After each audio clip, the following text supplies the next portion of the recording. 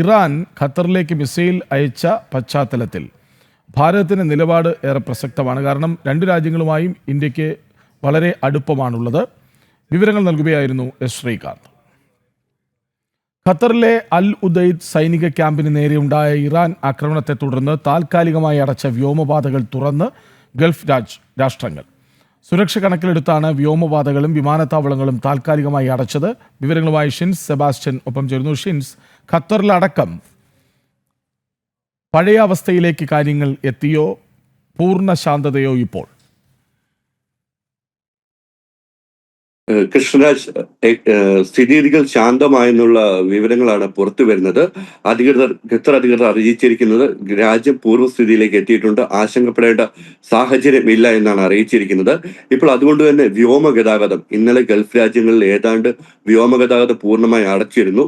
അതെല്ലാം പുനഃസ്ഥാപിച്ചിട്ടുണ്ട്. UAE, Qatar, Kuwait, Bahrain തുടങ്ങിയ രാജ്യങ്ങളാണ് സൈനിക ക്യാമ്പിന് നേരെയുണ്ടായ ഇറാൻ ആക്രമണത്തിന് ശേഷം വ്യോമപാത താൽക്കാലികമായി അടച്ചത്. സുരക്ഷ കണക്കിലെടുത്തായിരുന്നു തീരുമാനം.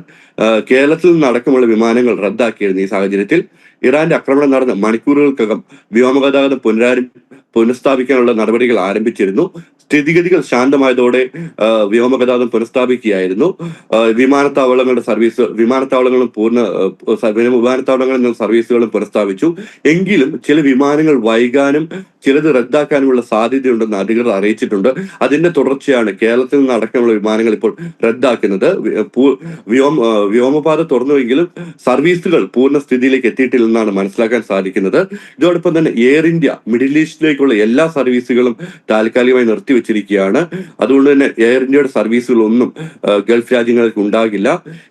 ഇത് ഇപ്പൊ ഇന്നലത്തെ വ്യോമഗതാഗതം അല്ലെങ്കിൽ ആകാശപാത അടച്ചത് സ്ഥിതി കുറച്ച് രൂക്ഷമാക്കിയിട്ടുണ്ട്. അത് സർവീസുകൾ പുനഃസ്ഥാപിക്കാൻ സമയമെടുക്കും. അതുകൊണ്ട് തന്നെ യാത്രക്കാർ ബുദ്ധിമുട്ടുകൾ നേരിടാനുള്ള സാധ്യതയും ഏറെയാണ്. കൃഷ്ണരാജ്, ഈ ആക്രമണം നടന്നതിന് പിന്നാലെ ഖത്തർ ശക്തമായ ഭാഷയിലാണ് തിരിച്ചു പറഞ്ഞത്.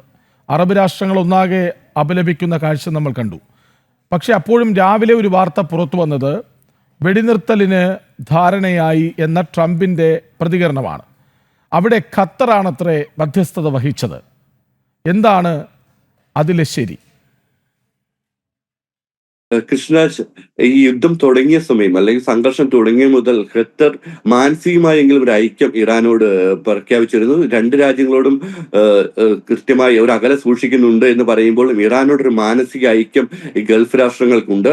അവർ ഇറാന് മാനസികമായ ഒരു പിന്തുണ നൽകുന്നുണ്ട്. അതുകൊണ്ട് തന്നെയായിരിക്കും സ്വന്തം രാജ്യത്തെ ഒരു എയർബേസിലേക്ക്, അല്ലെ അമേരിക്കൻ എയർബേസ് ആണെങ്കിൽ സ്വന്തം രാജ്യത്ത് തന്നെ ഒരു ആക്രമണം ഉണ്ടായിട്ടും അവർ മാനസികമായ അവരുടെ ഒരു താല്പര്യം അല്ലെങ്കിൽ ഇറാനോട് താല്പര്യത്തിന് പുറത്തായിരിക്കും മധ്യസ്ഥത വഹിച്ചിട്ടുണ്ട്. അത് ഇറാനോടൊരു താല്പര്യം ഗൾഫ് രാഷ്ട്രങ്ങൾക്കുണ്ട്. ഇസ്രായേലിനോടൊരു അകൽച്ച സൂക്ഷിക്കുന്ന ഗൾഫ് രാഷ്ട്രങ്ങൾ നിരവധിയാണ്.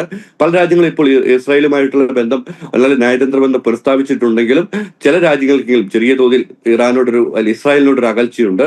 എന്നാൽ ഈ സംഘർഷം തുടങ്ങിയത് മുതൽ മാനസികമായും ഇറാനോട് എല്ലാവരും താല്പര്യം പ്രകടിപ്പിച്ചിരുന്നു. അതിന്റെ തുടർച്ചയായിട്ട് വേണം നമ്മളിത് മനസ്സിലാക്കാനായിട്ട്. ഈ ആക്രമണം ഉണ്ടായെങ്കിലും ഈ സംഘർഷം അല്ലെങ്കിൽ യുദ്ധം വിവരങ്ങൾ നൽകിയത്.